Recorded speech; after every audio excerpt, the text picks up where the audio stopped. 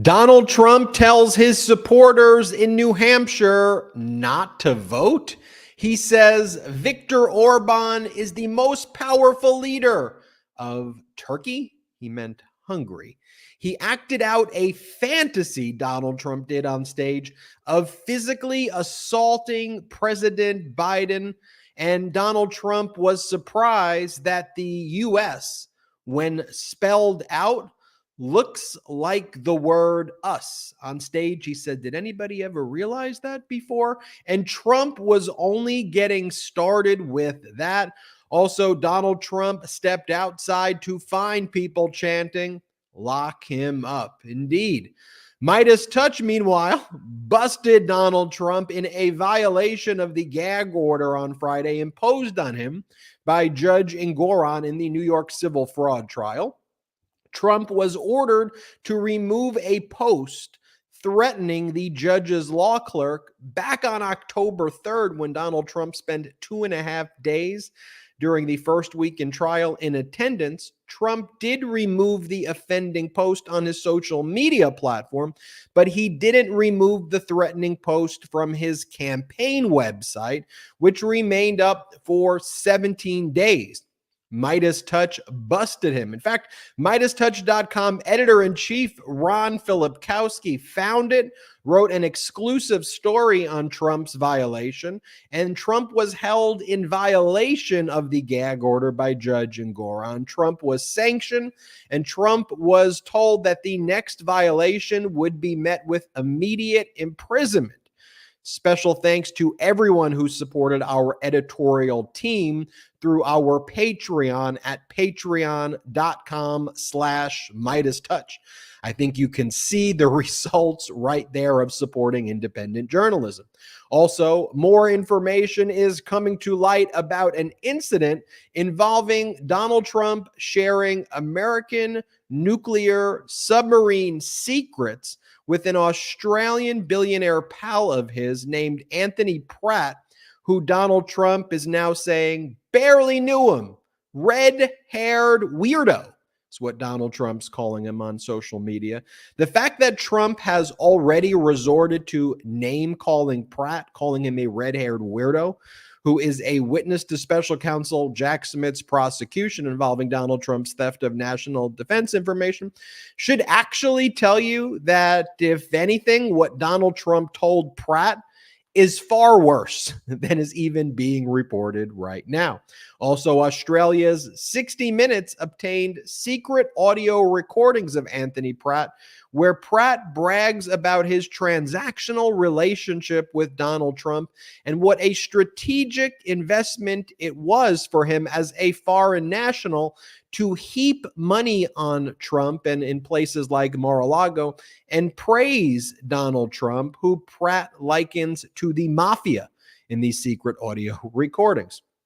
Donald Trump is not only distancing himself from Anthony Pratt, who he calls a red-haired weirdo, but Trump is also distancing himself from Sidney Powell, who he claims was not his lawyer, despite Donald Trump posting on social media in 2020 that she was his lawyer, despite Donald Trump's other lawyer, Rudy Giuliani, saying that she was a senior lawyer for Donald Trump personally and for Trump's campaign legal team during a press conference on November 19th, 2020, and despite Sidney Powell holding herself out in all of her interviews as Trump's lawyer. After Sidney Powell and Ken Chesebro pled guilty RICO case last week, Donald Trump's response has been, Sidney who? You say cheeseburger? Cheeseburger who? Back in the realm of serious discourse and adult behavior, President Biden spent the past few days engaged in the highest stakes diplomacy, leading to the release of American hostages by Hamas, leading and uniting an international coalition of democracies around the world to protect against terrorism and isolate authoritarians who wish us harm, and delivering critical humanitarian aid. Compare that to Donald Trump's behavior today that I mentioned earlier, where Donald Trump also said that Kim Jong-un told him that Biden is not a good person and other mean things that Kim Jong-un said about Biden. That's what Donald Trump said.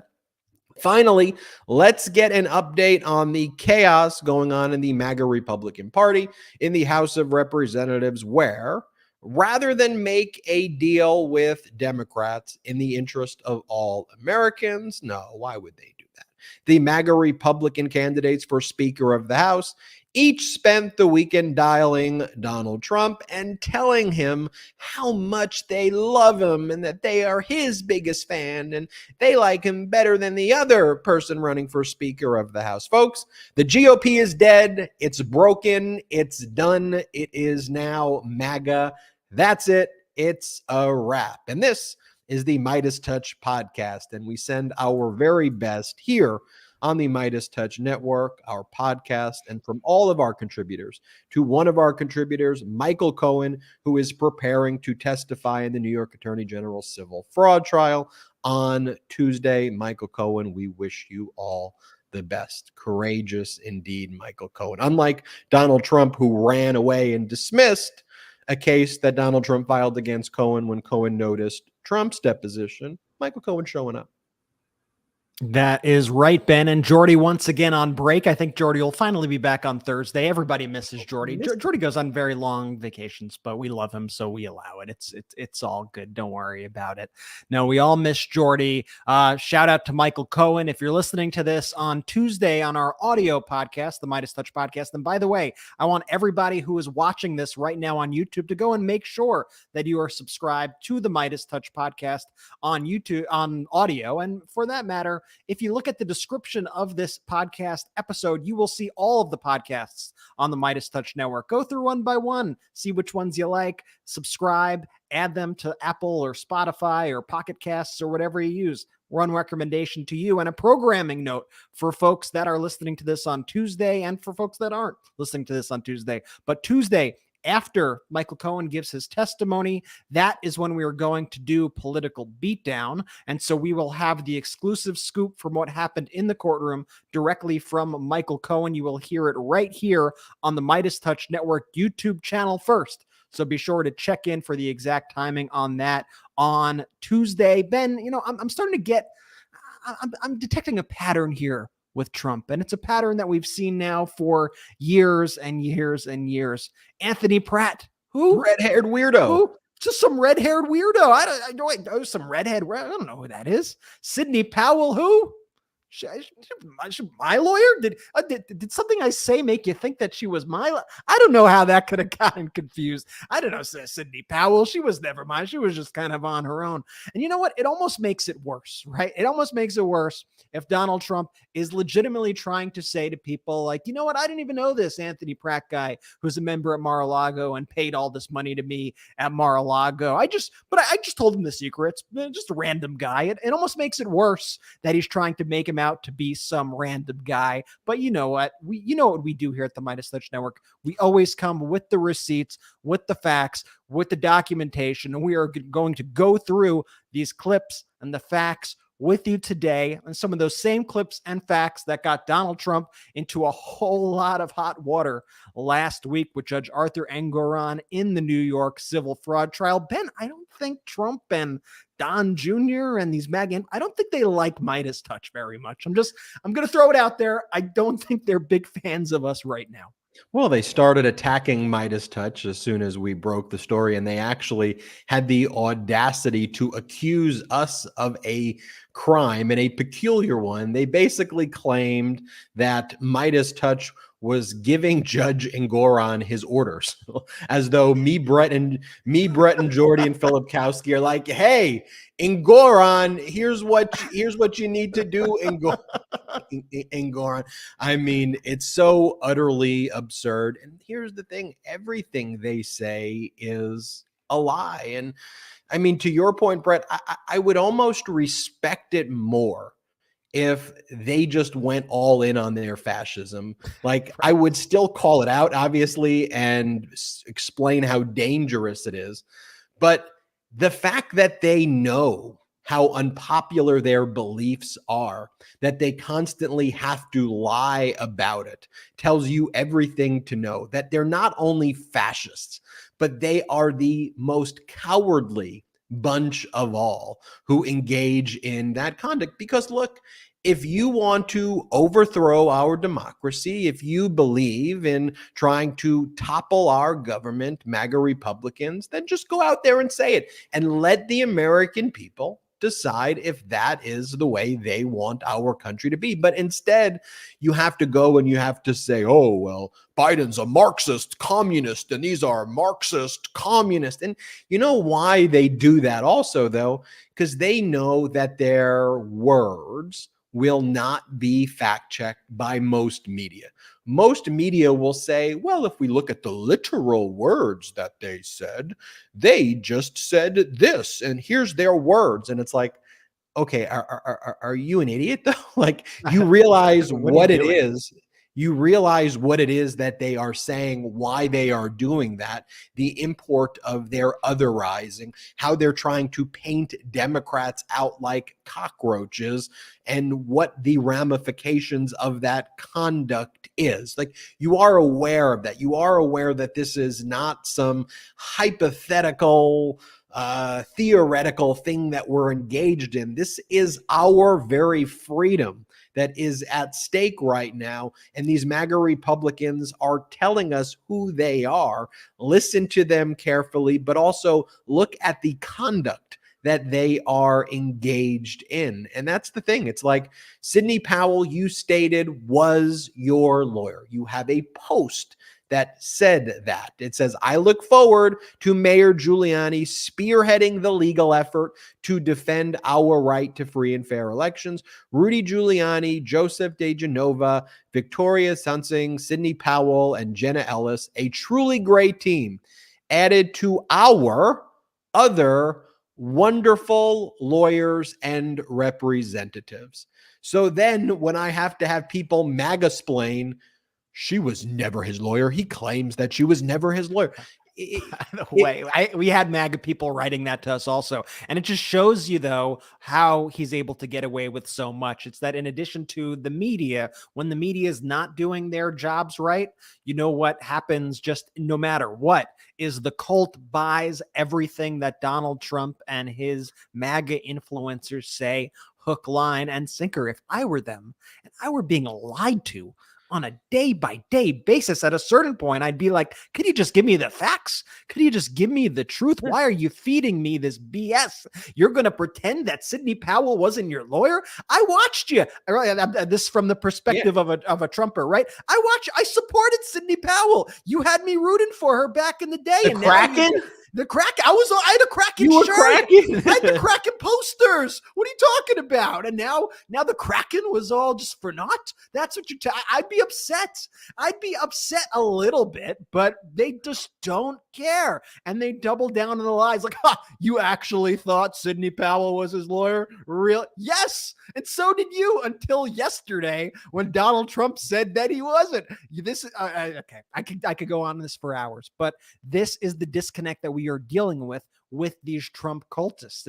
It's this post-truth world that we are living in. And it's why it's so important that we here at Midas Touch and that all media out there is fact-checking, is showing the receipts, is making sure that the truth is clear.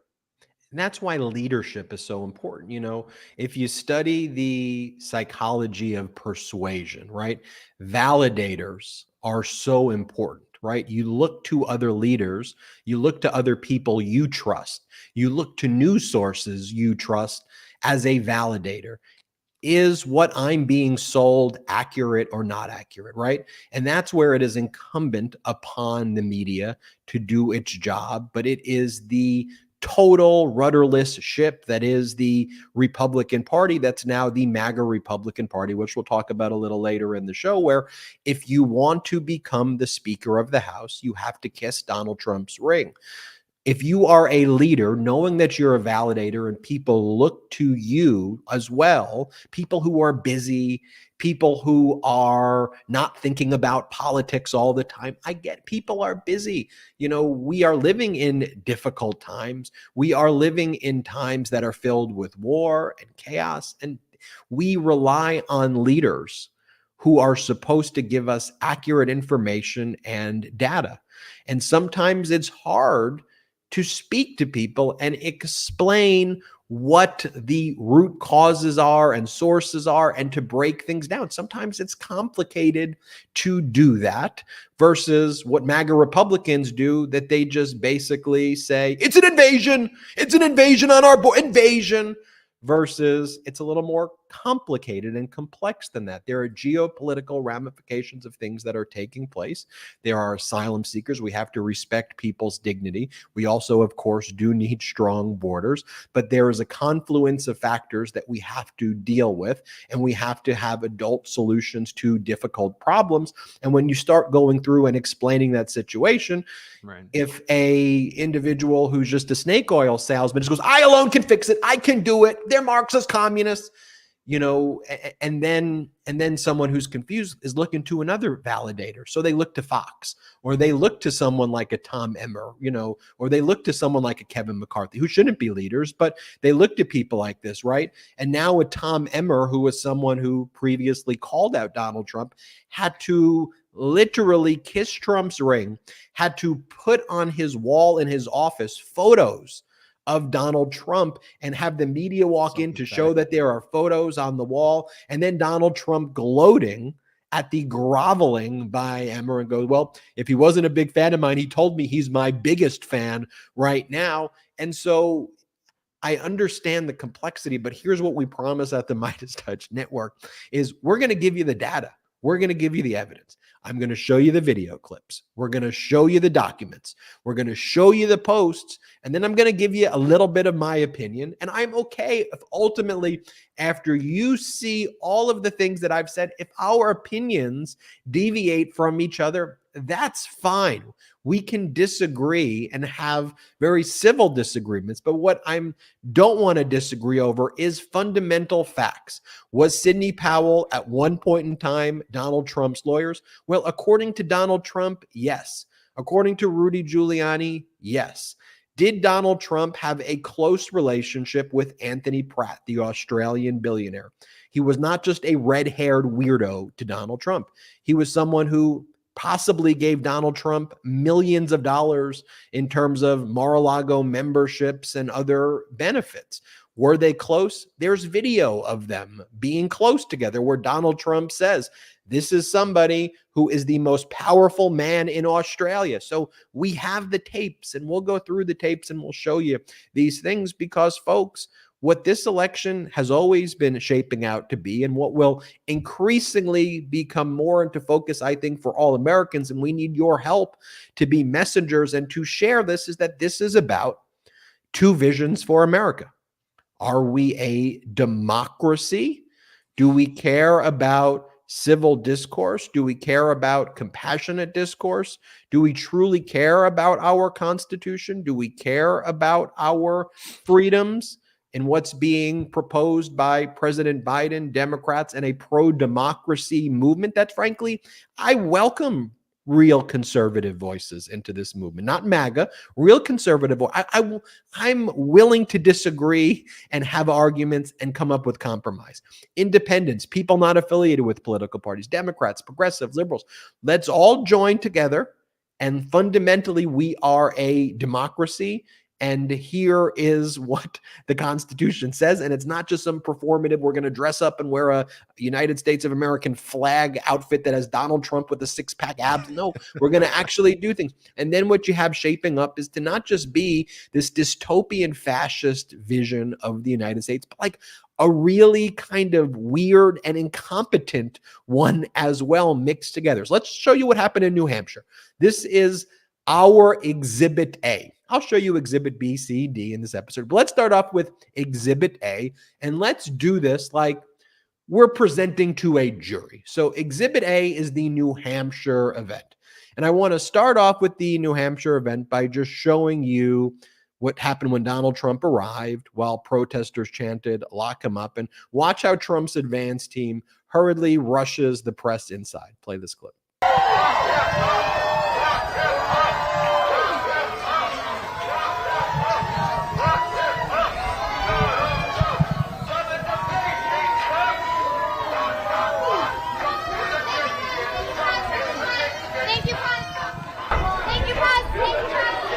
Press, let's go. Press, let's go. Press, let's go. Thank you, press. Press, let's go. Press, let's go. You can't hear him chant, lock him up. Press. Okay, start with there. And you know what happened? I just want to say, because I think this provides a little bit of color to that clip, that the Trump team specifically picked all the individuals who are going to be on that rope line right there as Donald Trump entered the building. So they were trying to craft this moment. And we've talked about this before as well. When Donald Trump went to the football stadium a few weeks ago, they try to craft these moments that show supporters in MAGA hats cheering Donald Trump on. The problem is you can only do so much when you're outside in a public area. So their image that they were trying to put out to the world, that was instantly shattered by protesters who were in the area. And that's why they were so urgent as to getting the press out of the area. They were ruining their pre-choreographed kind of Hollywood moment that they wanted to create. Here is from inside the speech, Donald Trump calling Viktor Orban, the leader of Hungary. Trump calls him the powerful leader of Turkey. Play this clip. Had a lot of the horrible things. The world is exploding. If you take a look, I mean, the whole world is exploding. You know, I was very honored as a man. Viktor Orban, did anyone ever hear of him? He's probably like one of the strongest leaders anywhere in the world. And he's the leader of... Right? He's the leader of Turkey, fronts on both Russia. By the way, Viktor Orban is someone who the right wing obsesses about. Trump's met him before. Trump's also met the leader of Turkey before, Erdogan. So Trump knows both of them well, yet he's all in on the fact that Viktor Orban is the leader of Turkey. Now, folks, if you remember in the not so distant past, if the leader spelled potato wrong, that was it. Donald Trump does this in every one of his speeches, every one. He believes that President Obama is still the president. He says that President Biden started World War II. He talks about how he'd rather be electrocuted than, that's how he says it, he'd rather be electrocuted than eaten by sharks. I mean, this is weird and Jeb Bush was president. Like, it keeps happening like over and over. And by the way, you want to talk about it keep happening over and over? Here, it's like the first time he realizes that the US, if you like say it, it also sounds like us. And he's like really captivated with that concept as he's giving a speech. This is someone who's the leader of the Republican Party saying, you know, the US, us. Did you realize that? Here, play this clip. This is on our businesses. Why are you doing that? He said, Macron, nice guy. You know, look, he's for France. I'm for us. I'm for us. You know how you spell us, right? You spell us, U.S. I just picked that up. Has anyone ever thought of that? I just picked that up. A couple of days I'm reading and it said us. And I said, you know, if you think about it, us equals U.S. Isn't that? Now, if we say something genius, they'll never say it. You know, we get 25, 30, 40, 50, 80,000, 100,000 people to speeches. They've never said Trump's a great speaker. Never said. I've never heard it. I said to my people, do you think they'll ever acknowledge I must be doing okay?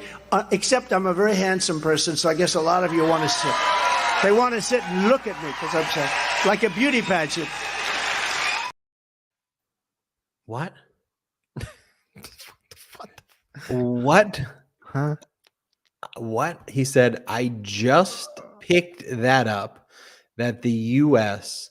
looks like us, and it must be okay because I am a very handsome man. Huh. Like, if you are watching that and you don't believe that is disqualifying, I have to assume that you just genuinely don't understand what the point of leadership and politics and what this is supposed to be. I assume you think that that is an audition for a dystopian, more outrageous version of the movie Idiocracy. If you watch a clip like that, I don't care what political party you should be from, you should go, that person should not be anywhere near our nuclear codes. That person, I'm not trusting with the life of myself, my family members, loved ones, colleagues, neighbors, the country. That man, and again, that shouldn't be, oh, well, I'm a Democrat, so I'm a liberal and a progressive. I'm a Republican, so as a conservative, I must support people who think that the word U.S. looks like us, and they just pick that up, and then because they're handsome, and they talk about they rather be electrocuted than eaten by a shark, that's conservative. There's nothing conservative about it. It's just crazy. It's just insane. And that's where I think that what's refreshing to have this pro-democracy community that keeps on growing is we can all watch that and say, yes, that's crazy. That doesn't belong in our country. And I don't care what political affiliation you are. That's nuts.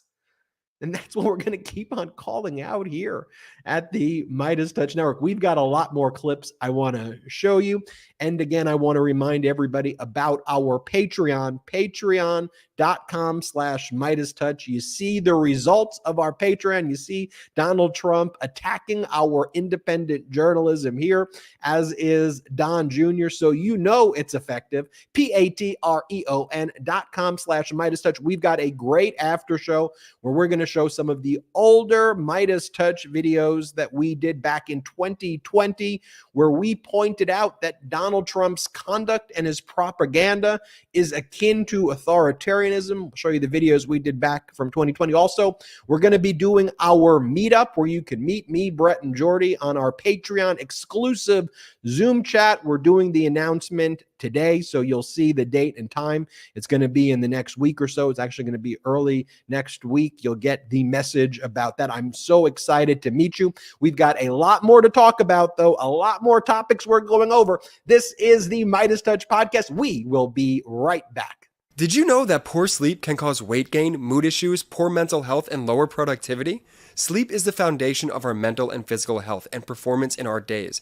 Having a consistent nighttime routine is non-negotiable.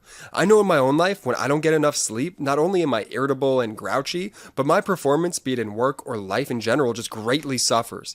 Introducing Beam Dream. You know we've been raving about Beam Dream's powder, their healthy hot cocoa for sleep. And today our listeners get a special discount on Beam Dream powder, their best-selling healthy hot cocoa for sleep with no added sugar. Now available in delicious flavors like sea salt caramel, cinnamon cocoa, and chocolate peanut butter. Better sleep has never tasted better. Dream contains a powerful all-natural blend of reishi, magnesium, L-theanine, melatonin, and nano CBD to help you fall asleep, stay asleep, and wake up refreshed. A recent clinical study revealed Dream helped 93% of users wake up feeling more refreshed, and 93% reported that Dream helped them get a more restful night's sleep. Just mix Beam Dream into hot water or milk, stir or froth, and enjoy before bedtime. I've personally tried Beam Dream, and it lived up to the hype. First off, it was delicious and just a lovely nighttime routine. And secondly, and most importantly, it helped me fall asleep and stay asleep. The next day, I woke up ready and eager to take on the day. Find out why Forbes and New York Times are all talking about Beam and why it's trusted by the world's top athletes and business professionals. If you want to try Beam's best-selling Dream Powder, get up to 40% off for a limited time when you go to shopbeam.com/Midas and use code Midas at checkout. That's shopbeam.com/Midas and use code Midas for up to 40% off. A little while ago, we had the idea that we wanted to sell the best pro-democracy merchandise in the game. And candidly, we had no idea where to get started. That's why I'm so glad that I found Shopify. Shopify is the commerce platform revolutionizing millions of businesses worldwide. Now, whether you're a garage entrepreneur or IPO ready, Shopify is the only tool you need to start, run, and grow your business without the struggle. Shopify puts you in control of every sales channel. So whether you're selling satin sheets from Shopify's in-person POS system or offering organic olive oil on Shopify's all-in-one e-commerce platform, you're covered. And once you've reached your audience, Shopify has the internet's best converting checkout to help you turn them from browsers to buyers. Now, we use Shopify in the Midas Touch merch store, and it's completely revolutionized how we do our business. It allows us to easily manage our shop, view analytics, provide the best customer service, and streamline our entire online shopping experience from A to Z. We wouldn't be able to bring you all of the products that you know and love without Shopify, and we can't speak highly enough about them. Shopify powers 10% of all e-commerce in the US, and Shopify is truly a global force, powering Allbirds, Rothy's, and Brooklinen, and millions of other entrepreneurs of every size across over 170 countries. Plus, Shopify's award-winning help is there to support your success every step of the way. This is possibility powered by Shopify. Sign up for a $1 per month trial period at shopify.com/Midas, all lowercase. Go to shopify.com/Midas to take your business to the next level today. Shopify.com/Midas. Welcome back. We are live, and although we miss Jordy on our live show today, you get to see Jordy doing some great ad reads right there. Special shout out to all of our pro-democracy sponsors, especially for giving us some great discount codes, so you can check that out in the description below.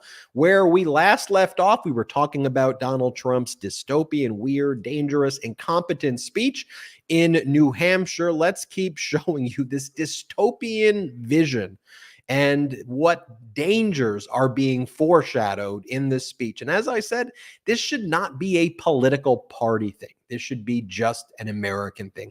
We should all look at what he is engaged in, what he is saying with absolute revulsion and discuss. Here, Donald Trump says that he will prevent immigration and immigrants who don't like our religion from entering America. Play this clip. To the United States. I don't think a lot of good things are going to happen. And I will implement strong ideological screening of all immigrants. If you hate America, if you want to abolish Israel, if you don't like our religion, which a lot of them don't, if you sympathize with jihadists, then we don't want you in our country, and you are not getting in, right?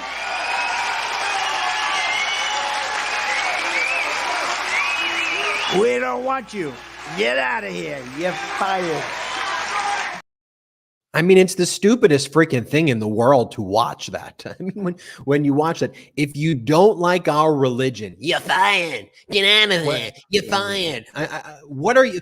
It is a bizarre fascist cosplay. It is the worst reality show that exists, because the reality is it ain't funny at all. And the only reality that arises out of that, if that man is ever permitted to be near the proximity of power again, is he's going to take away your freedoms, and his ilk are going to take away your freedoms, and they are going to do some horrible and horrific things. And again, it's also tinged with, yeah, fine. What are you talking about? There's real serious issues going on right now. We need adult conversations, and we need to have intelligent conversation. You're fired.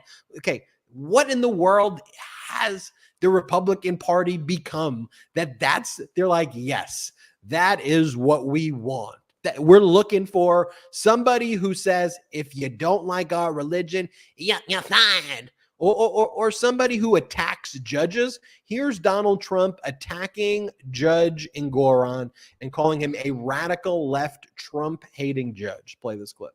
Radical left judge, he's a Trump-hating judge, hates Trump. He refuses to accept the appeal court's decision.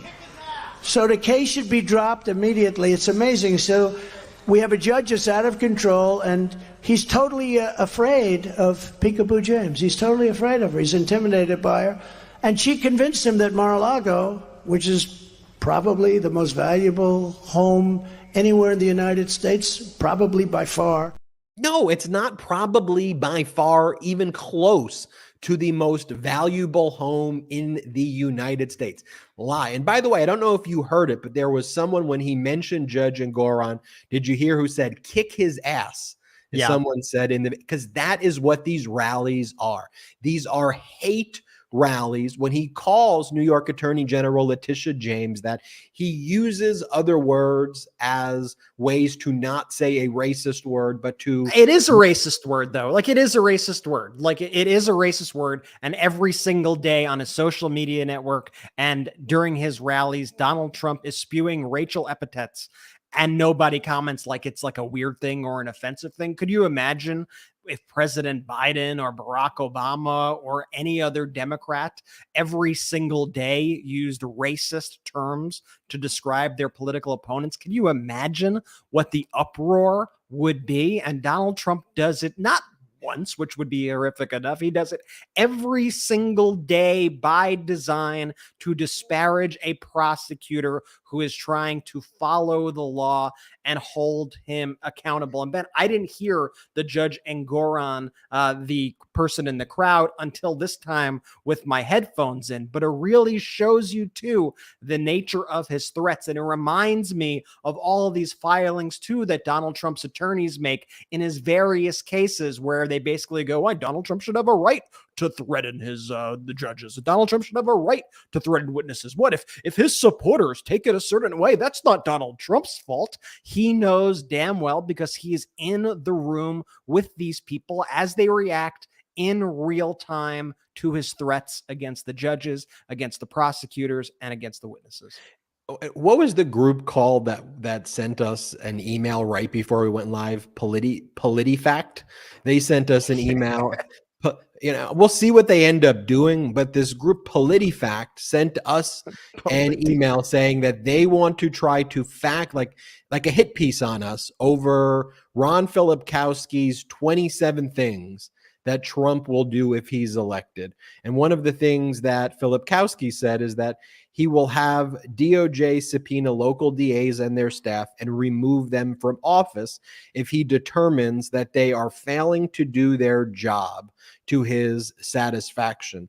And then this PolitiFact reporter goes, I found a video of him talking about sending subpoenas to DAs in April 2023, but I don't find anything in May.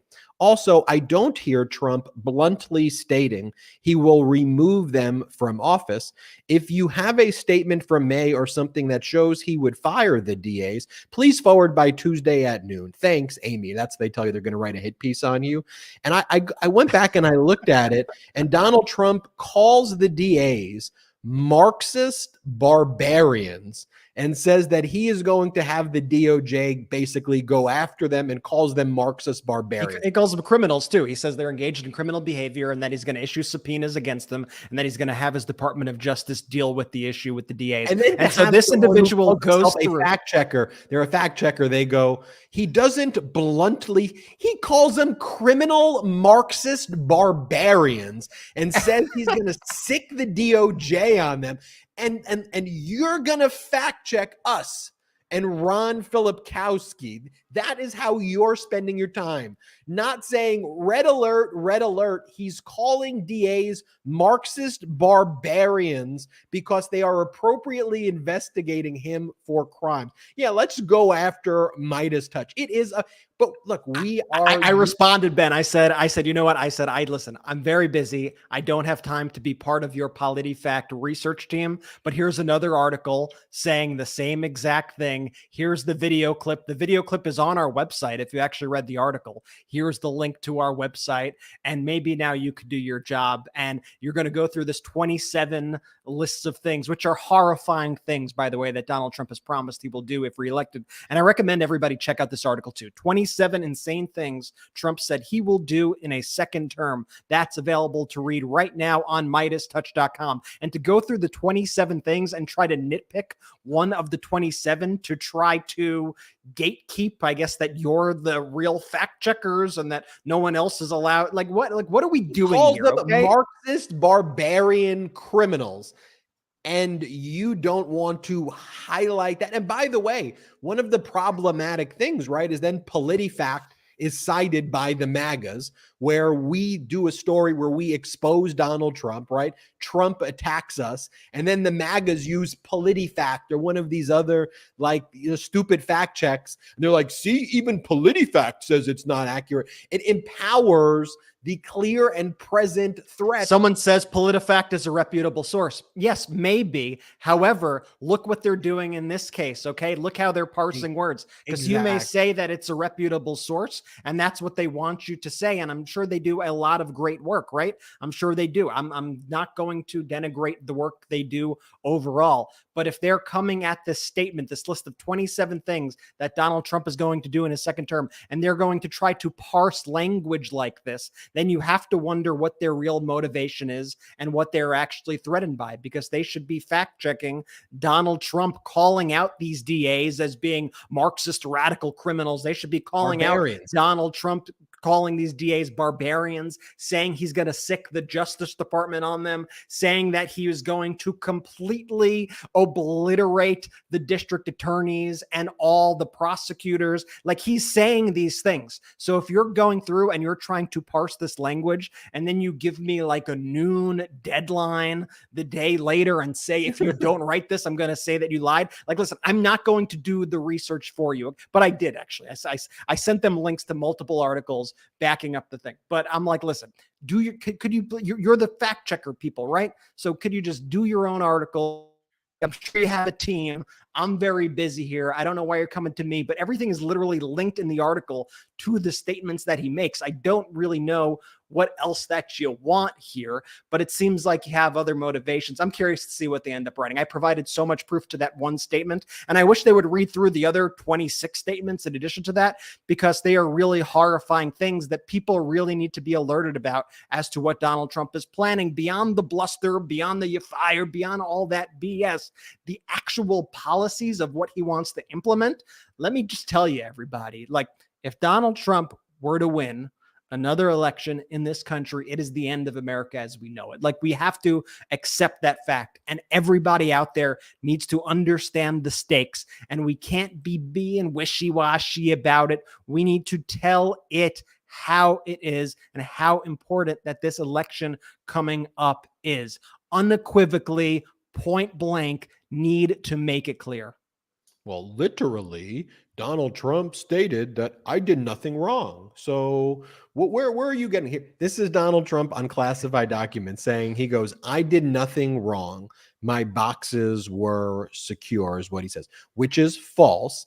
Like, fact check that. Like devote your energy to the fact that he's stealing our nuclear secrets and then showing him to like buddies of his. Play this clip of Donald. I did nothing wrong at all. In fact, my boxes, it was secure. Everything was good. It was secure. If I say secure like that, then you must not ignore the fact that I've had spies at Mar-a-Lago, like multiple spies, and then I just start talking about it, and there's actually audio recordings of me talking about Iranian war plans with just random people who are ghostwriting a book for Mark Meadows. It's like, we have this stuff on audio. And they were super secure in his toilet. They were super secure in his toilet. We saw the photos of the documents next to the toilet. In the shower, on the stage in the ballroom in Mar-a-Lago. Super duper secure. Take a look at this here, Don. And this is a major issue right here. And this is one of the main reasons why you can't form coalitions in the interest of American people right now. Because here, this is the ethos of Republicans, right? Treat Democrats like cockroaches. Treat Democrats as being far more dangerous than our actual enemies. And again, is that hyperbole that I am using? No. This is what Donald Trump is saying. Here, Donald Trump says at his speech in New Hampshire today that Democrats are far more dangerous than China and Russia. Play this clip. They're horrible people, and they're destroying our country. I talk about threats from within and threats from outside. The threats from within, in my opinion, are far more dangerous than the threats of China and Russia. And I want you to think about the atrocities that justifies. And even going back to the PolitiFact thing, if he's saying that DAs, Democratic DAs, are Marxist barbarians, and then saying Democrats are far more dangerous than Vladimir Putin, What do you think he's going to do? What do you think he's going to do? It's staring us in the face. Do I really need to spell it out? And here, Donald Trump talks about taking over Washington, D.C., seizing it, running it with kid gloves, he says, and stacking it with money, whatever that means. Play this clip. Must be taken over and properly run with kid gloves and beautiful and stack it with money and clean it. Okay, so he says, I don't even know what he's saying. So he's saying Democrats are more dangerous than Vladimir Putin. He's saying you need to seize Washington, D.C., and run it with kid gloves, whatever that means. And then here, he fantasizes and role plays while giving a speech, physically assaulting President Biden and punching President Biden in the face and breaking his nose. Play the clip. If I ever did that, problems. And then remember when Biden, I'd like to take him to the back of the barn. I dream of that. You know what I do with him?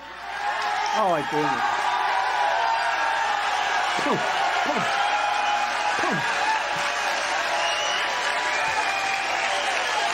I'd hit him right in that fake nose.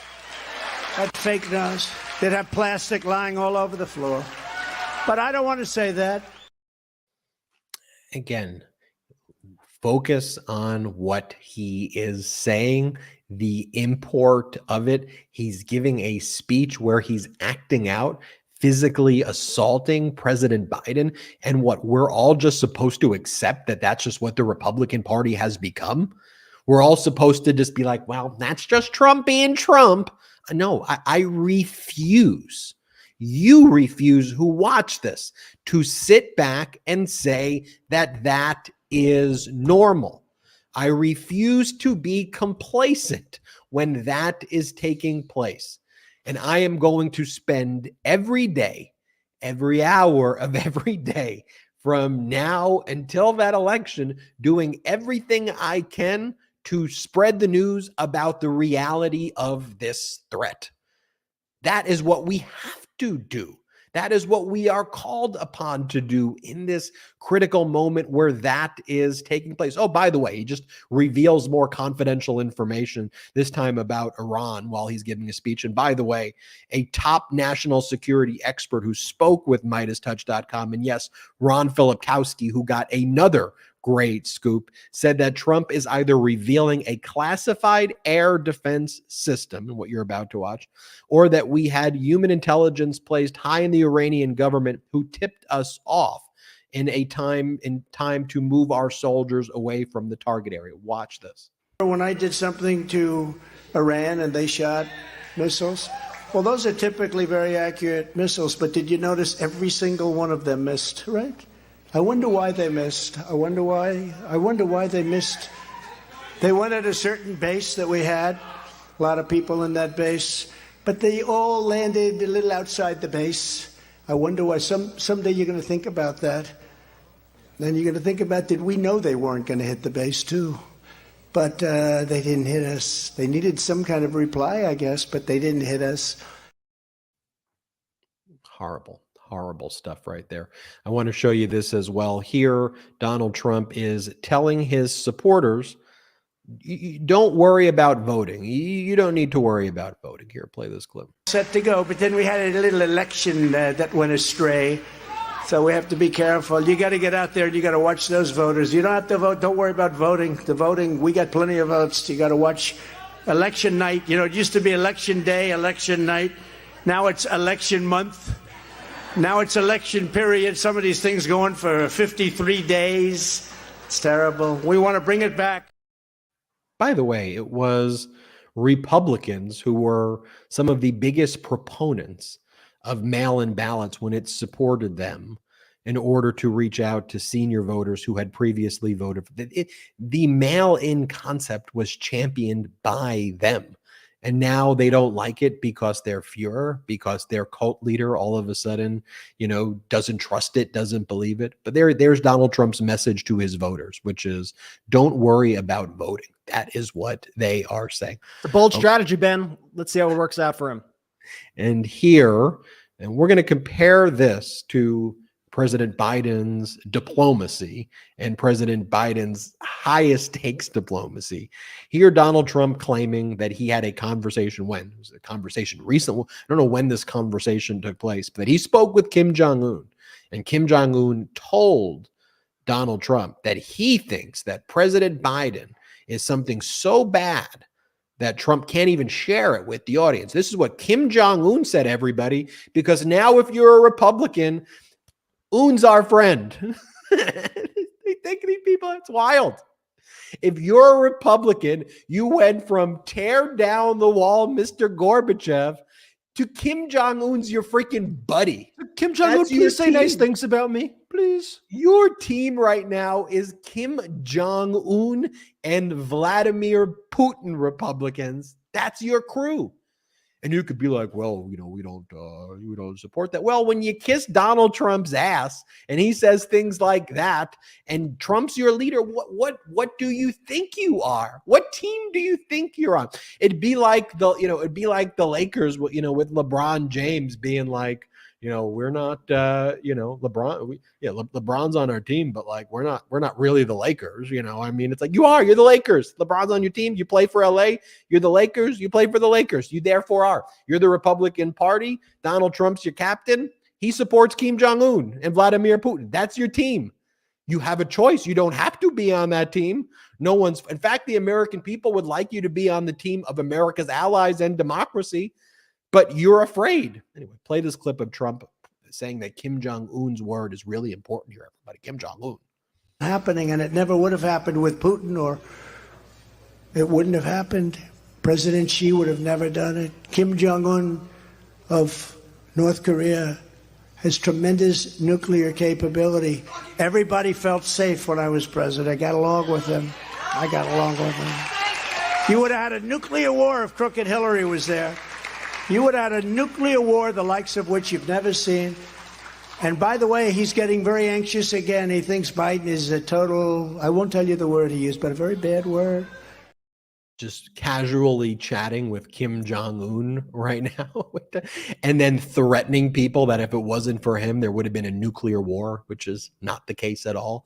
It is horrific. And honestly, other than Midas Touch and a handful of other media out there, and I'm glad we're growing at the pace that we are, and make sure you subscribe, and we appreciate you supporting the network at patreon.com/Midas Touch. I really, but like you and I talk about this all the time, Brett, and with Jordy, and we're like, so wait a minute, like, are they seeing that too? Like, they don't want to comment on it. They don't have enough airtime. They're too busy talking about President Biden wearing basketball sneakers. Too busy for that? I think one of the weird wrong lessons that too many journalists learned during the Trump years is that if he says something just out loud in front of a crowd, can't be that bad. He said it out loud. So he could say the most damning things about himself, about his presidency, you name it. As long as he verbalizes it, no big deal. If they find a little something in an email, however, we got a scoop. We got a scoop, baby. We got this line in this email, and we are going to do a think piece on all of these lines. And they love a good email. They love a good text message chain, right? But Donald Trump just saying things out loud on a daily basis, it's like kryptonite to them. Yeah, and that's why I'm like, we see he posted that.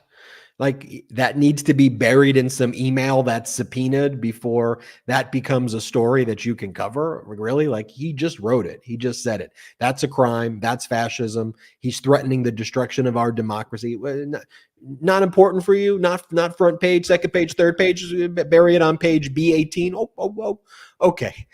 I want to talk about MidasTouch.com busting Donald Trump's violation of Judge Arthur Engoron's gag order. Remember, Donald Trump attended 2.5 days of trial the first week of New York Attorney General Letitia James' civil fraud case, and then Trump went back to a safe space at Mar-a-Lago after threatening the judge's law clerk and defaming her and saying that she was involved in some relationship with Democratic Senator Chuck Schumer. Donald Trump was called into the judge's chambers. A gag order was imposed. He was told to remove the offending post from his social media.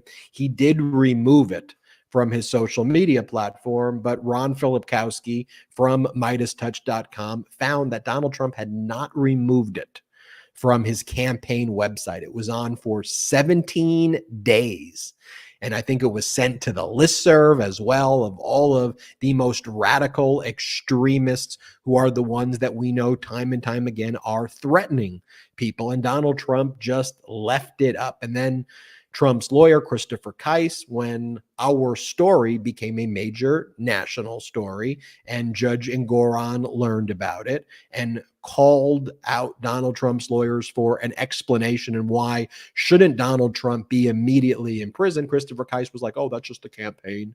It was just a mistake. We removed it immediately. Please forgive us. It was a mistake, Judge, please. Yeah, and by the way, it was a violation. But notice that Donald Trump and Don Jr., where in court, they have their lawyer begging the judge, help us, judge. We're sorry. It was just the campaign's fault. That'll never happen again. Publicly, Donald Trump and Don Jr. to their followers, they don't want their followers to know that in court, their lawyer is begging for mercy on behalf of Donald Trump. If you really a tough guy, Donald Trump, send your lawyer, Christopher Kise. I'd have more respect for it, right? Send Christopher Kise and say, what are you going to do about it, Judge? What are you going to do about it? We think we have a right to do this. That's why we posted it. You are corrupt, Judge. Say what you say in the posts in court. Tough guy, if that's how you feel. But you're not a tough guy. You are scared out of your mind. So you don't do that. So you send that to your followers. You're a keyboard warrior, but in court, your lawyer begs for leniency, and then you attack Midas Touch, defame Midas Touch, defame Judge Engoron, and say Midas Touch is giving Judge Engoron his orders. How stupid can you giving Judge Engoron his orders? Give me a break. You were violating the gag order. But notice that's always their thing too. Attack the group that breaks the story, not the fact that you were in violation of the gag order, and then you've sent your lawyer to beg the judge for mercy because you are scared. Wah. Judge Engoron said, look, I'm fining you $5,000. It's a violation of the gag order. Make no mistake, future violations, whether intentional or unintentional, will subject the violator to far more severe sanctions, which may include, but are not limited to, steeper financial penalties, holding Donald Trump in contempt of court, and possibly imprisoning him pursuant to New York Judiciary Law, Section 753. And one of the things that we will see, though, is Donald Trump's expected in court tomorrow. One of our contributors, Michael Cohen, is expected in court tomorrow. And I'll give you my prediction. I think Donald Trump is going to try to put on a scene at trial. I think he's going to try to rant and rave and make all of these noises to try to get kicked out of the courtroom. That's my prediction. And I think he's going to want to, so he can go back and say, you see, I stood up to Michael Cohen. Look what I did. And then the judge told me to leave because they couldn't handle it. I don't think Donald Trump has balls, period. And I don't think, therefore, it logically follows Therefore,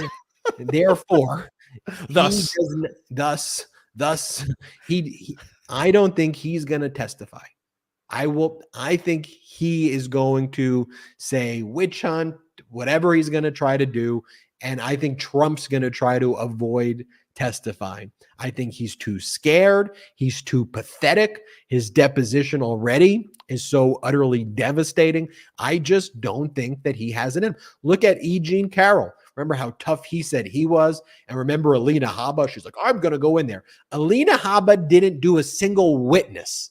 After all of the bluster and bravado, Alina Habba was not competent enough to do anything, to even speak during the trial when it came to cross-examination, direct examination, opening statements, closing argument. Where were you, Alina Habba? I thought you're this great lawyer and you're so powerful. Also, Donald Trump made up an excuse, right, about going to Fled the country. He went to Scotland and Ireland, and he was like, I'm doing a groundbreaking. Look at me. I'm doing a groundbreaking. Just like making up groundbreaking. So we will follow up, and we wish our best to Michael. Here's the Cohen. question I do want Trump to be asked, though. Should he actually be forced to testify, right? Should he actually give his testimony? I want to know the answer to this.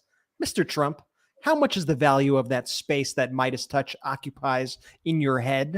What is that worth? Because he just cannot stop thinking about Midas Touch. And I can't wait for Cohen to be out there. Probably more than the deficit that he added, $7.8 trillion. I think we always just need to mention that, though, okay? Let's be clear. And this is where Democrats just need to say the truth. Donald Trump, unless you were a billionaire or a decamillionaire, Donald Trump and these Republicans raised your taxes. And they added almost $8 trillion to the deficit. Those are facts. They raised your taxes and they added $8 trillion to the deficit. And now they want to MAGA-splain to you about fiscal conservatism when they raised your taxes and they added 8 trillion. Trillion with a T, like Trump. Think about it. T like Trump. T like trillion, $8 trillion to the deficit. And Democrats need to talk about that because that's just the facts. That's just the truth. Every single day, 8 trillion, Trump trillion, 8 trillion, over and over and over again. It's what you have to do. Also want to talk about Donald Trump now claiming he doesn't know this Australian billionaire who's at the center of special counsel Jack Smith's investigation into Donald Trump's theft of national defense information. We previously reported how this individual was bragging to like 45 individuals, 4 former Australian prime ministers, 11 Australian officials, like 19 members of the press, and just a bunch of his other friends and employees, how Donald Trump was telling him about our nuclear submarine program after Donald Trump left the White House. And then remember, Donald Trump's like denying it. I never did that. I never did that at all. And now we are learning more about this relationship and how this Australian billionaire, Anthony Pratt, who didn't know Donald Trump, was basically like, bet. Foreign nationals are not able to make campaign contributions or directly influence presidential elections or contribute money directly to a president. We have emolument clauses. We have rules and campaign finance violation where that's criminal. But the end run around it is, if you're a foreign government, give Jared Kushner $2 billion. Republicans won't give a crap. Just do it. Give them $2 billion. If it's Ivanka, give her 18 trademarks, right? Or when you're Anthony Pratt, buy $1 million worth of tickets to Donald Trump's New Year's Eve party that Trump doesn't even show up to, when the tickets actually cost $50,000. Give Rudy Giuliani $1 million to show up at your birthday party and then call in favors. And the favors, quid pro quo, are delivered. Donald Trump then shows up when Anthony Pratt purports to open up a factory in Ohio. And Donald Trump says Anthony Pratt's the most powerful man in Australia. Also, Anthony Pratt's taxes went down. Anthony Pratt's corporate taxes went down. So your taxes got raised. Our deficit got increased by $8 trillion. Anthony Pratt made about $2 to $4 billion from Donald Trump's corporate tax cuts to billionaires like him. That's who it benefited. Foreign billionaires from Australia who to come here in the United States. You know what I was just thinking of, Ben, too? Like there was the original report that came out about the Australian billionaire, right? About Pratt. That came out. It was a absolute bombshell detailing the stories that Donald Trump told Anthony Pratt. Almost immediately. What was it? Was it hours later? Was the next day? I can't totally get it straight, but it was being reported by the major networks. And then there was a reporter at CBS News who tried to discredit the story. This is a reporter who actually previously worked at Fox News, now works at CBS. And she did a tweet that was picked up by all the people on the right, was picked up by Newsmax, where she said, sources tell CBS News there's no indication that Trump shared sensitive records with an Australian billionaire, when that wasn't the story.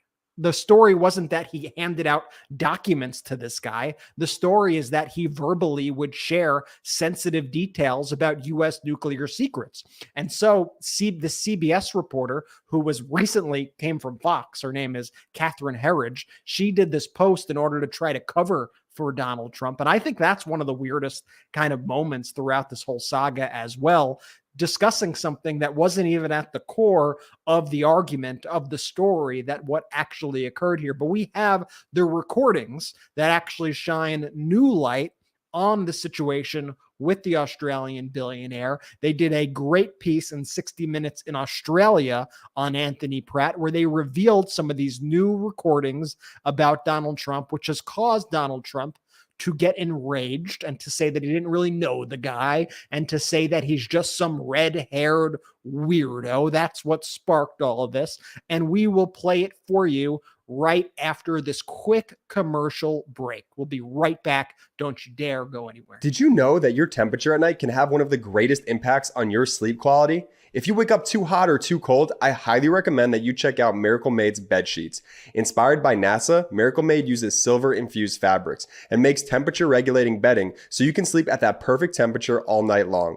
Now, using silver-infused fabrics originally inspired by NASA, Miracle Made sheets are thermoregulating and designed to keep you at that perfect temperature all night, so you get better sleep every night.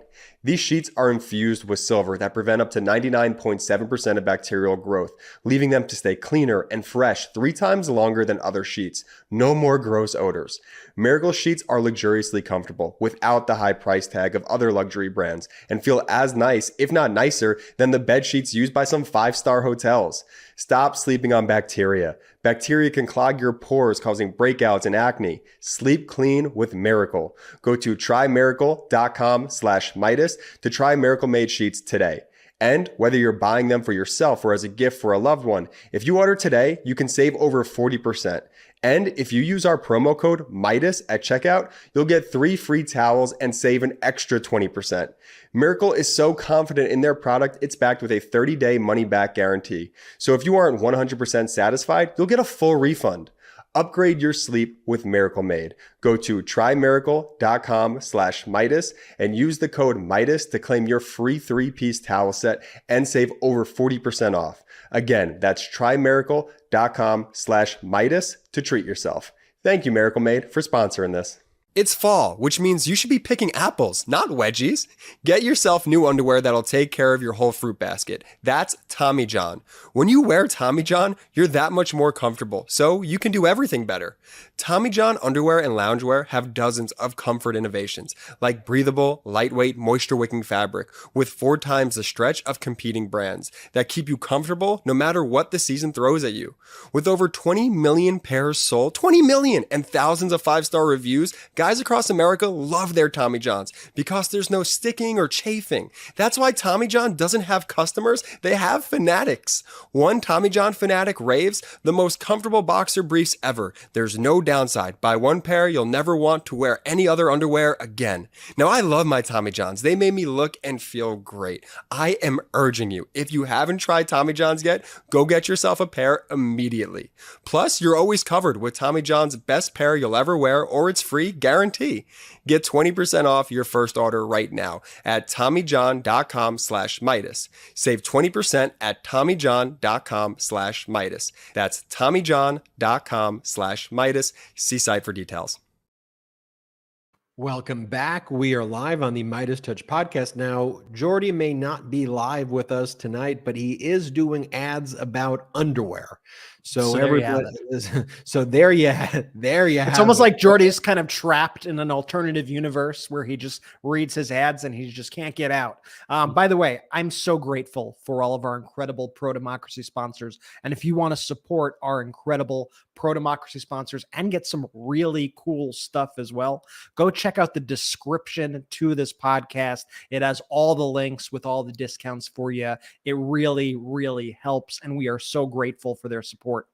Over the past 48 hours, I want to show you Donald Trump's post about this Australian billionaire, Anthony Pratt, and then what Donald Trump had to actually say about Pratt and some of the secret recordings of Pratt. And then I want to do the same with Sidney Powell. I want to show you what Donald Trump said about Sidney Powell. And then I want to show you what Donald Trump and Rudy Giuliani and others were saying about Sidney Powell, his lawyer, who's now pled guilty in the Georgia criminal RICO case, where she is a RICO co-defendant of Donald Trump's. What was Donald Trump saying about her in real time? Because facts have to matter. Evidence has to matter. I don't need MAGA-splaining where these MAGA Republicans are just like, she was never his lawyer. This was just a red-haired weirdo. It's like, okay, what are you talking about? Okay, let's start with the red-haired weirdo one. This is what Donald Trump posted. He goes, the failing New York Times story leaked by deranged Jack Smith, blah, blah, blah, blah, Biden political opponent, about a red-haired weirdo from Australia. So that's how Donald Trump refers to Anthony Pratt. Now, I don't really know about Anthony Pratt. For all I know, that's maybe an apt description of Anthony Pratt, one way or the other. I don't know. But I do know that to Donald Trump, Anthony Pratt was not a red-haired weirdo. To Donald Trump, Anthony Pratt, who was worth about $20 to $25 billion in 2017, 2018, to Donald Trump was one of the most powerful men in all of Australia, one of the most powerful people in all of Australia. So Donald Trump now tries to act like Pratt, some like random red hair weirdo. Well, let's look what Donald Trump was saying while Trump was disgracing our White House, and he met with Anthony Pratt. Play this clip. Anthony is one of the most successful men in the world, perhaps Australia's most successful man, as they say, right? And the way Pratt was able to play Donald Trump like a fiddle was to give money to Mar-a-Lago, take out an ad in the Wall Street Journal praising Donald Trump, and that's all it took. That's all you got to do. If you're a foreign leader, you give Jared Kushner a few $billion, you give Ivanka some trademarks, and then you just call Donald Trump sir. And then he goes, President Xi called me sir. He said, sir. That's all you got to do when it comes to playing Donald Trump like a fiddle. And here, I'm not going to play all of these audio recordings. We did a hot take on. I'll just show this one where you have Anthony Pratt in the secret recording saying that Donald Trump told him that his call extorting President Zelensky of Ukraine is nothing compared to how tough Donald Trump normally is. Here, play this clip. Trump said, that Ukraine phone call, that was nothing compared to what I usually do. And he said, that Ukraine phone call, that's nothing compared to what we usually talk about. And here is what Anthony Pratt said, how Donald Trump would talk about Melania in front of a table full of men. Here, play this clip. Melania, who was sitting next to him at dinner, he said, I asked Melania to walk around the pool in a bikini so all the other guys could get a look at what they were missing. Then Melania said back to him, I'll do that when you walk around with me in your bikini.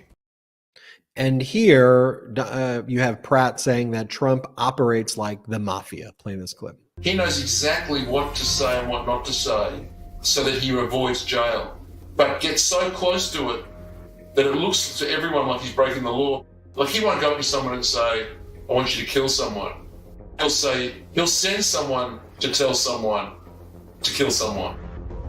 All of these guys are like the mafia. Trump, Rupert, Rudy.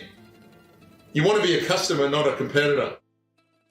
This comparison to the mafia, though, I mean, it's an extraordinary line. Is there a ring of truth to it? Well, I think Trump often talks like a mafioso in the sense of, he doesn't commit extortion. He says, nice little business you got here. It'd be a shame if anything happened to it. Yeah. And again, the fact that our legacy media doesn't even treat this like it is a moment, yes, it has its day. New York Times wrote about it on Sunday.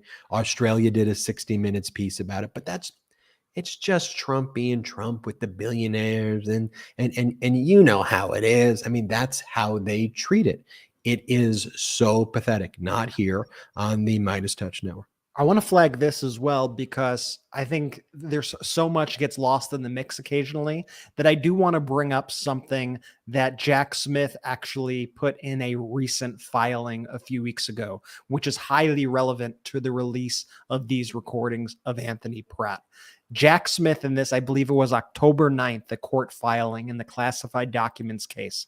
He said that the special counsel's office is ready and has the proof of Donald Trump's motivation and his intent for stealing these classified documents. And I think we're beginning to see here with these recordings Donald Trump's intent, the financial incentive for him to be giving away these secrets, with Pratt paying, like you said, Ben, Pratt paid $50,000. Pratt paid $1 million for tickets to Donald Trump's New Year's gala that go for $50,000. Now, why would you do that other than if you wanted to try to buy influence or if you were doing some sort of money laundering operation? So that's why I just wanted to flag Jack Smith's words in his own court filing, where he says, and by the way, he doesn't even have to prove intent for this case, but to show you how rock solid of a case that he has, that he is confident that he will be able to prove to the court Donald Trump's intent and motivation for stealing this classified information. And to some extent, that's brilliant. To some extent, it's kind of like, duh. It's staring us in the face, right? Donald Trump would add presidential premiums to the valuation of his properties to inflate the value by 3,000 to 5,000%. You don't think he's adding classified and highly sensitive document premiums in his own mind? He's telling us when he says the Saudis will be willing to buy the property for anything. I bet he thinks in his own mind that it will be far more valuable, maybe even equal the deficit that he added $8 trillion if it's got another word with the C, classified documents in it as well, that just so happened to be in the shower. So in Donald Trump's mind, it should be obvious to us all. He's adding a top secret, sensitive, compartmented information, highly classified document premium. And when he's thinking in his own mind, how could I justify this property being $2 to $5 billion and making it up in his mind? Some of our nuclear codes, what would be the value to the Saudi Arabian government to have the documents that are nuclear codes? Probably more than $5 billion.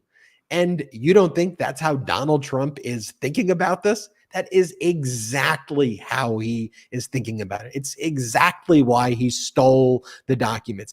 It's exactly why he didn't want to return the documents. Follow the money, stupid. What was it? Keep it simple, stupid was that Clinton? Follow the money, stupid, when it comes to Donald Trump. The economy, stupid. That was Carville's famous. Yeah, but also keep it simple, stupid. FMS, follow the money, stupid, when it comes to Trump. That's always the explanation for it, because he could have just returned the documents, but no, in his own mind, that's $2 billion. That's $5 billion. That's $10 billion. Okay, so you have that. Donald Trump calling Anthony Pratt a red-haired weirdo and previously calling him the most powerful man in Australia. Now Donald Trump posts the following about Sidney Powell right after she pled guilty in the Fulton County District Attorney Georgia RICO case where Donald Trump is a co-defendant. Trump goes, Sidney Powell was one of millions and millions of people, just millions of people who thought, and in ever increasing numbers still think correctly, that the 2020 presidential election was rigged and stolen, and our country is being absolutely destroyed because of it. Despite the fake news reports to the contrary, and without even reaching out to ask the Trump campaign, Miss Powell was not my attorney and never was. And he puts that in caps. Every single aspect of that paragraph, if you are a serious political party, should be utterly disqualifying. It should make you puke if you care about our democracy, to allow someone to be the leader of your political party when they, again, spread more lies about the 2020 election and then just state that without even reaching out to me, she was never my lawyer. Okay, well, here's what you posted, Donald Trump, on November 14th, 2020. I look forward to Mayor Giuliani spearheading the legal effort to defend our right to free and fair elections. Rudy Giuliani, Joseph DeGenova, Victoria Toensing, Sidney Powell, and Jenna Ellis, a truly great team added to our other wonderful lawyers and representatives. Okay, that's November 14th, 2020. That's Donald Trump's words. So if you're a MAGA Republican, you must just love being treated like a total freaking moron. You must just like it. You must just love when he calls you stupid. And you must go, oh yeah, stupid. I'm so stupid. I'm so dumb. You must love it because it's right there. And if you're like, no, that's not what it's, okay, let's look at 5 days later, on November 19th, 2020, Rudy Giuliani. Do you believe Rudy Giuliani is Trump's lawyer, or is he a duty-faced weirdo, or whatever Donald Trump's going to say? A duty hair dripping weirdo. Is that what he is, or is he Donald Trump's lawyer? I'm sure soon Rudy will be, that duty hair dripping lawyer of mine. But for now, I think you all believe that Rudy Giuliani is Donald Trump's lawyer. So here is Rudy Giuliani on November 19th, 2020, introducing Sidney Powell as a senior attorney for both Donald Trump and the Trump campaign. Play the clip. Thank you very much for coming. This is representative of our legal team. We're representing President Trump, and we're representing the Trump campaign. When I finish, Sidney Powell and then Jenna Ellis will follow me, and we will present in brief the evidence that we've collected over the last, I guess it is 2 weeks. Also, Joseph DeGenova, Victoria Toensing are here with me. There are a lot more lawyers working on this, but we're the senior lawyers, and Boris Epstein. What we are really dealing with here and uncovering more by the day is the massive influence of communist money through Venezuela, Cuba, and likely China in the interference with our elections here in the United States. The Dominion voting systems, the Smartmatic technology software, and the software that goes in other computerized voting systems here as well, not just Dominion, were created in Venezuela at the direction of Hugo Chavez to make sure he never lost an election after one constitutional referendum came out the way he did not want it to come out. Okay, so everything she said is utterly crazy, false, defamatory. Fox had to pay nearly $1 billion in a defamation settlement for platforming things like that. But let me play along for a second and say, but Donald Trump started distancing himself. I'm going to make the argument for you, MAGA. I'm helping you here. Say Donald Trump started distancing himself from Sidney Powell a few weeks after that. Ben? Come on, Ben, you're supposed to be Midas Touch. You're supposed to come with the facts. Okay, well, let me accept that argument. But then in December, Donald Trump wanted to make Sidney Powell a special counsel to seize voting machines, which is worse. Which is worse. So make that argument to me. Not only was it a conflict of interest, but assume then after her being the lawyer for a week, Trump's like, you know what? I have to distance myself, even though Rudy Giuliani's saying the exact same things that she's saying, and all of my other surrogates are repeating exactly the same crazy shit she's saying. Donald Trump's distancing from her. Okay.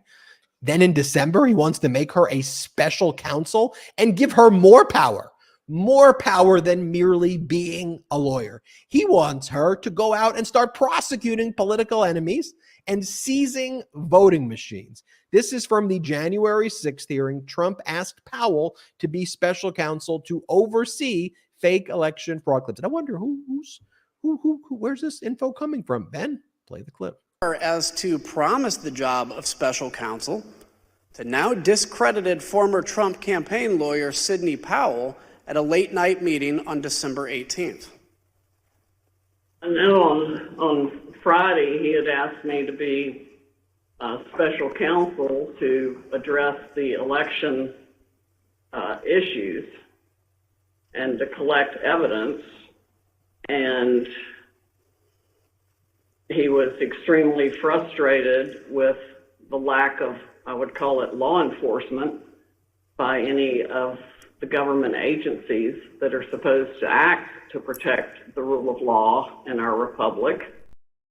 But Ben, that's just Sidney Powell saying that, and then that's Adam Kinzinger. And I guess even though Kinzinger is a Republican and he has served our nation admirably in our military, I guess we're MAGA Republicans, so we don't like vets anymore. We don't like Kinzinger. We think he's a rhino, and that's just Sidney Powell saying it, Ben. So you need to show me more. Give me more facts, Ben, because this is Midas Touch. You're supposed to show me facts. All right, well, let's go back to the January 6th committee hearing, and let's just take a look at what Donald Trump's lawyers were saying.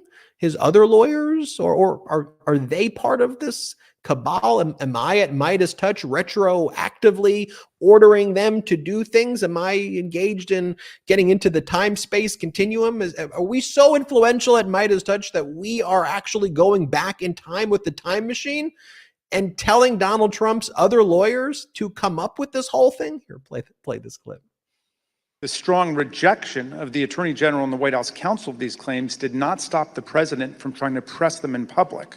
But that's not all he did. Indeed, as you'll see in this clip, the president asked Attorney General Bill Barr to have the Department of Justice seize voting machines in the states. My recollection is the president said something like, well, we could get to the bottom. Some people say we could get to the bottom of this if the department seized the machines. It was a typical way of raising a point. And I said, absolutely not. There's no probable cause, and I'm not going to seize any machines. And that was that. Yeah. But this wasn't the end of the matter. On the evening of December 18th, 2020, Sidney Powell, General Michael Flynn, and others entered the White House for an unplanned meeting with the president, the meeting that would last multiple hours and become hot-blooded and contentious. The executive order behind me on the screen was drafted on December the 16th, just 2 days after the Electoral College vote, by several of the president's outside advisors over a luncheon at the Trump International Hotel. As you can see here, this proposed order directs the Secretary of Defense to seize voting machines, quote, effective immediately. But it goes even further than that. Under the order, President Trump would appoint a special counsel with the power to seize machines and then charge people with crimes with all resources necessary to carry out her duties. The specific plan was to name Sidney Powell as special counsel, the Trump lawyer who had spent the post-election period making outlandish claims about Venezuelan and Chinese interference in the election, among others. Here's what White House counsel Pat Cipollone had to say about Sidney Powell's qualifications to take on such expansive authority. I don't think Sidney Powell would say that I thought it was a good idea to appoint her special counsel. I was vehemently opposed. I didn't think she should have been appointed to anything. Sidney Powell told the president that these steps were justified because of her evidence of foreign interference in the 2020 election. However, as we've seen, Trump's allies had no such evidence and, of course, no legal authority for the federal government to seize state voting machines. Here's Mr. Cipollone again denouncing Sidney Powell's terrible idea. So, Rudy Giuliani, what are you talking about, Ben? Donald Trump's Attorney General Bill Barr, Ben, what are you talking about? The draft executive order, oh, that doesn't say what it says. White House counsel Pat Cipollone, oh, what are you talking about? He's in on it too. Sidney Powell, oh, Donald Trump distance. Donald Trump said it. Oh, no. It's like, enough. At some point, you must just love being treated like you're stupid. You must go to bed and go, you know what? I don't want to think. I like being called stupid, and I don't want to have to open my eyes and look at all of that data and evidence. Just say red-haired weirdo and do whatever you do on the speeches and Whatever it is, whatever it is that those Whatever speeches that are. is. And I'm going to show up and I'm just going to be like, I'll it is so absurd. And here's the thing though, Brett, when I say that after showing everybody all of that, it is exactly why the Republicans in the House of Representatives are the way they are. 1 + 1 = 2, or if you're Donald Trump, it equals 8 trillion, but otherwise it equals 2. And again, 8 trillion, the amount of deficit Donald Trump and the Republicans like Kevin McCarthy added.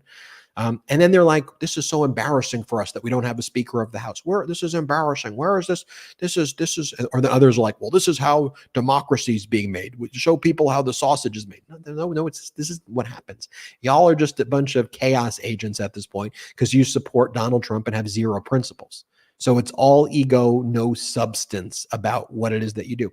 Here's Kevin McCarthy saying that this is embarrassing for the Republican Party. Play this clip. Just know this is not a time to play games. This is embarrassing for the Republican Party. It's embarrassing for the nation. But rather than say, here is why, he tries to blame Democrats. And you heard the speech earlier with Donald Trump. What does Donald Trump say? Donald Trump says that Democrats are more dangerous to the United States of America than Vladimir Putin. That's Donald Trump's speech. And then you have Kevin McCarthy try to blame the Dems because he has no choice. At this point, if you say we want to work together, which by the way, I want to work with reasonable-minded, non-MAGA Republicans, if that exists, people who are actually conservative to do things that help the country. I'm saying it out loud. I'm not worried that I'm going to be retaliated against. I'm not worried that I'm going to lose supporters. I'm not worried less people are going to watch Midas Touch. More people are going to watch Midas Touch because they go, Ben, me too. We want to work together with Americans, not MAGA, but Americans, conservatives, liberals, progressives. We all want to work together to try to achieve things in the best interest of America. That's what American people want. But in MAGA, the incentive structure is just blame the Dems. Here's Kevin McCarthy blaming Democrats. Look, as we have said, the House of Representatives has been without a speaker for nearly 3 weeks now. What do you say to Americans who look at this chaos and believe it's a sign that Republicans cannot govern? Well, it's embarrassing, and you've got to understand why we are here. 8 Republicans, led by Gates, have created this chaos by joining every single Democrat in voting to shut down one branch of government. Look, I would do the exact same thing again. Could you imagine if we were having this discussion right now with the American government shut down, with our troops in the Middle East, wondering when they'll ever get paid again? Keeping the government open was the right decision to make, and I'd make it again each and every day. Now, the 2 men, Steve Scalise and Jim Jordan, they could have done the job as Speaker. Unfortunately, the chaos has continued. The government was kept open because Democrats supported the bill to keep the government open. It's the only reason why the government is open. In fact, we've heard time and time again from Democratic leaders, like the Democratic leader Hakeem Jeffries, can we work with any Republican who wants to focus on the business of American people and focus on what's important? We are open and ready to do it. You want to talk about immigration? Let's do it. Let's talk about comprehensive immigration reform. You want to talk about your principles to the extent they were actually real? Then we're open to it. I mean, the problem is it isn't real because you go back to it. You want to talk about financial policy. The MAGA Republicans are the arsonists. You want to talk about immigration reform? The MAGA Republicans are the arsonists. They don't want to do it. Then they just want to blame the Democrats for it. And by the way, now that you have Jim Jordan out, who they tried to hoist upon us as Speaker of the House, now that he's not Speaker, now that they undermine Steve Scalise. He's the most popular Republican in the country. Remember like the gaslighting that they do every time they try to introduce somebody to? Elise Stefanik, every time somebody announces, she goes, he's got my support. He's going to win this round. And now after the collapse of Jim Jordan and Steve Scalise's candidacy for Speaker of the House. Now it's just become a total free-for-all. So now, as of this morning, 9 Republicans threw their hats in the ring for the Speaker race. We're coming up on like 3 weeks. It's basically 3 weeks without a Speaker of the House. So incredibly dangerous, so much incompetence from the Republicans. That 9 went down to 8 as of this evening, with one of the candidates backing out, but there still leaves Bergman, Donalds, Emmer, who is currently the favorite, Hearn, Johnson, Palmer, Sessions, and Scott as the prospective nominees for Republicans for Speaker of the House. They had closed door meetings today as of Monday. They left the closed door meeting basically realizing that not a single one of these candidates, when we go to the floor, will be able to get the number of votes needed for that individual to become Speaker of the House. And CNN's Manu Raja reported that this is making Republicans scared, Ben. You know why they're scared? If this keeps up, they might have to cut a deal with the Democrats. You're going to have to then focus on healthcare and education and protecting seniors and students and women's reproductive rights. Oh my God. Unbelievable. Like, this is their biggest fear on the planet, actual bipartisanship in a government that could actually get shit done. It shows you where their priorities are at.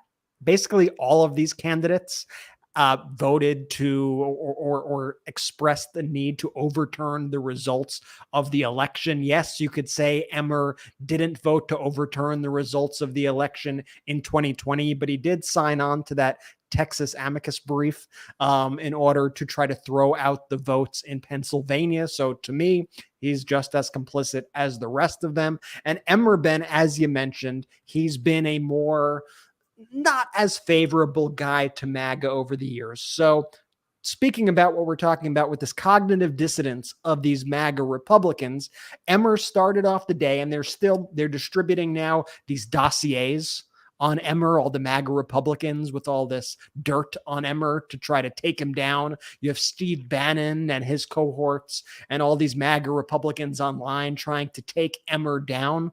And I wonder what they're going to say now that Emmer called Donald Trump up, kissed his ass, put some photos of Donald Trump in his office. Yeah, this really happened. This really worked out for Kevin McCarthy. So I think Emmer's doing a great strategy here. Seeing how it worked out for Kevin McCarthy. Just copy what Kevin McCarthy did. That's a great roadmap, right, Brett, for MAGA Republicans? Yeah, and I'm showing 2 tweets from MAGA Republicans here. One from Bridget Gabriel. Tom Emmer would be worse than Paul Ryan, this DC Drano guy who MAGA takes their cues from. Just say no to Tom Emmer for Speaker. But this was before Donald Trump said, you know what? He praised me, so maybe he's not that bad because he called me and he said that he loves me, so I'm just going to stay out of it. I wonder, watch those same people start to go, well, Trump said he's okay, so it's okay. Here, should we play this Emmer clip? Yeah, but you want me to? Yes. You want me to tank? Yeah, play this clip, and then I'm going to tank Emmer's chance right now. So play this clip first. Did you endorse Tom Emmer for Speaker? He hasn't historically been your biggest fan, but he is the most likely candidate right now. Well, I think he's my biggest fan now because he called me yesterday and he told me I'm your biggest fan. So I don't know about that. Well, we're looking at a lot of people, and I'm sort of trying to stay out of that as much as possible. But they'll get it straightened out. But no, I've always gotten along with him, and I get along with all of them, really. A lot of good people. We have a lot of great people. All right, I'm about to tank Emmer right now. Are you ready?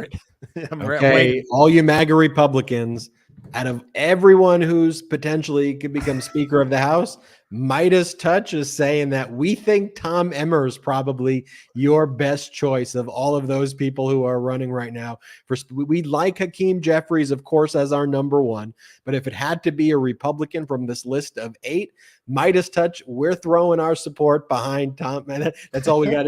That's all it takes.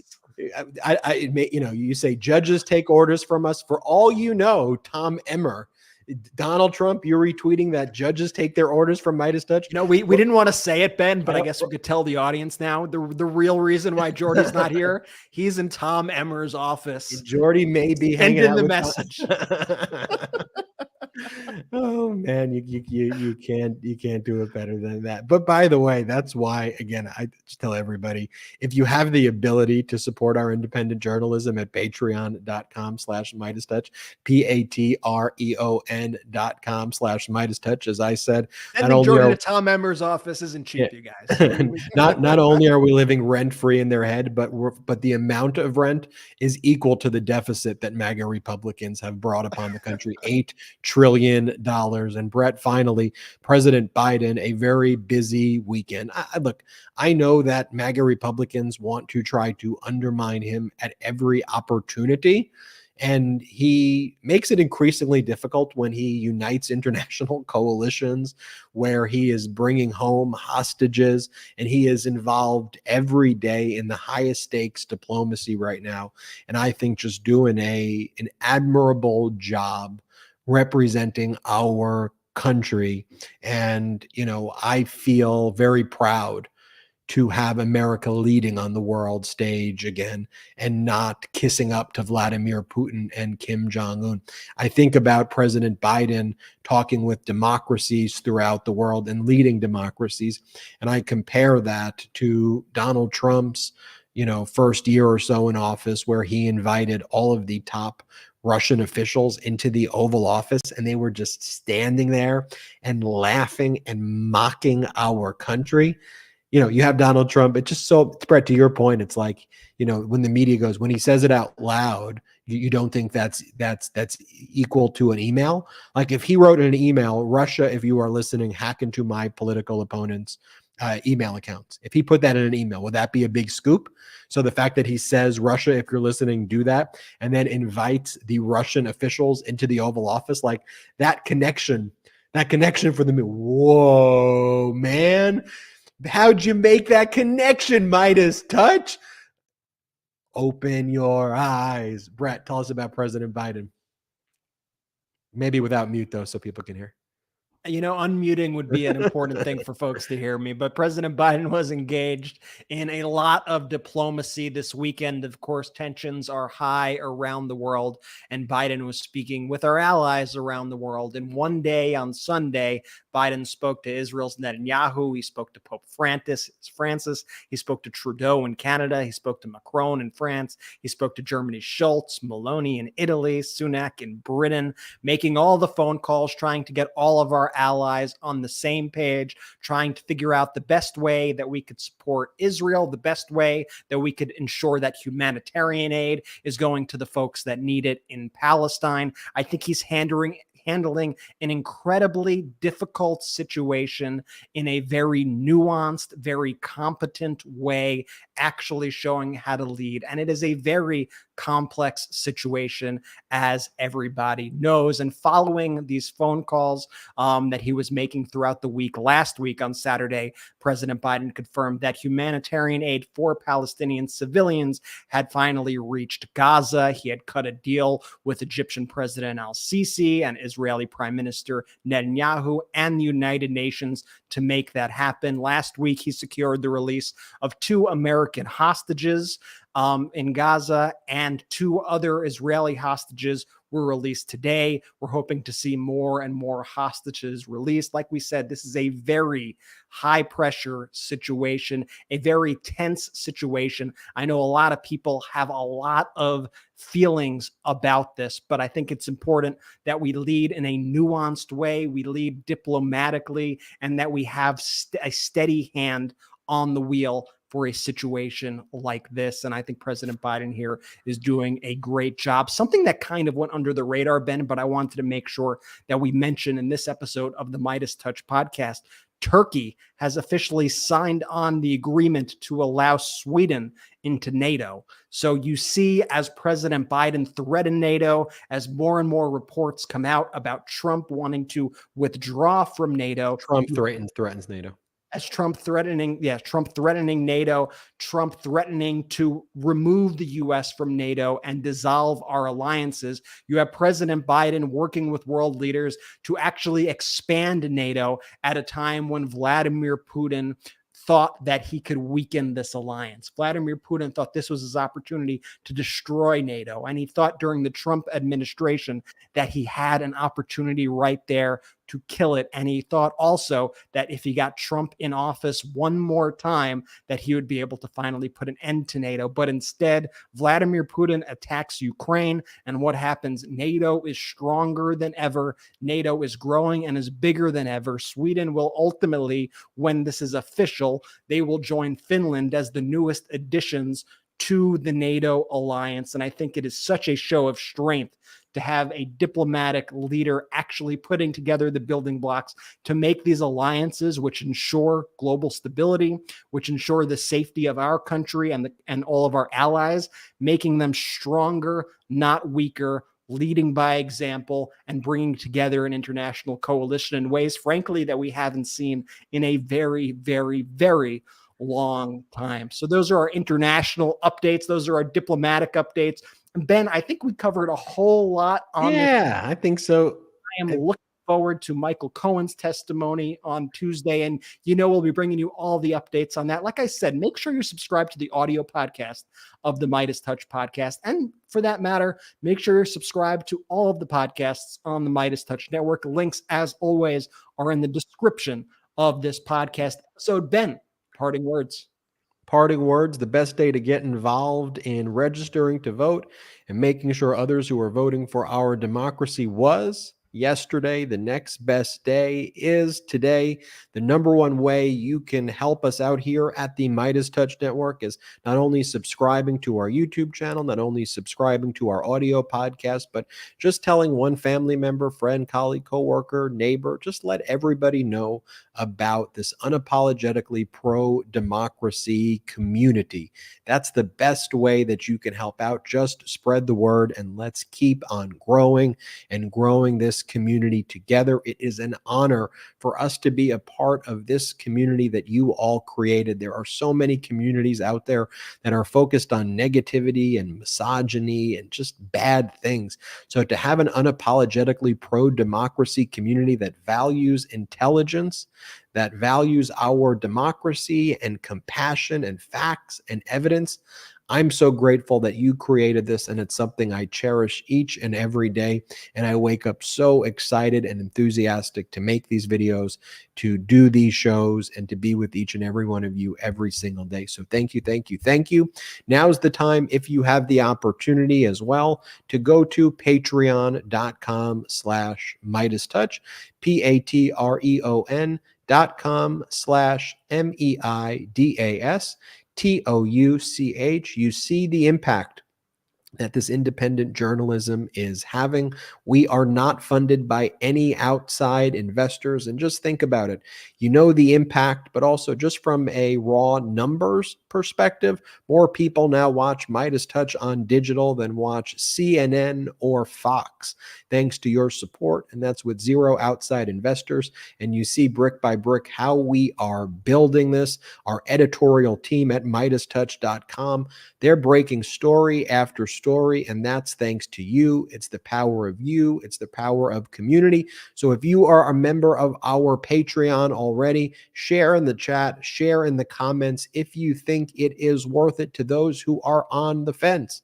And if you are on the fence, just take a look at the comments, take a look at what people think about the exclusive content. Brett and I are about to prepare our after show. We are going to do the after show right now. We are going to go through some of the old vault videos from 2020, vintage Midas Touch, if you will, and the videos that talk about our warning back then about Donald Trump's authoritarianism, his authoritarian tendencies, and comparing Donald Trump's propaganda to other authoritarian regimes. Once again, patreon.com/MidasTouch, patreon.com/MidasTouch, MEIDASTOUCH. We'll see you at the after show. It usually takes about 30 minutes to load because we've got to actually record it right now. And there is a whole vault and library of exclusive content there. So I'll see you at patreon.com/MidasTouch. Thank you all for watching. This was about an hour and 48 minutes of fact, just the way I like it. Thank you so much, Midas Mighty. We love you. We are grateful for you, and we are grateful for all the hard work you do each and every day. We'll see you next time on the Midas Touch podcast. Shout out to the Midas Mighty, and happy birthday to our dad, Kenny. Standing strong against the fascists, we sing our song. We will get it right whenever. At Midas Touch, we are unapologetically pro-democracy, and we demand justice and accountability. That's why we're spreading our message to Convict 45. That's right, gear up right now with your Convict 45 tees and pins at store.midastouch.com. That's store.midastouch.com.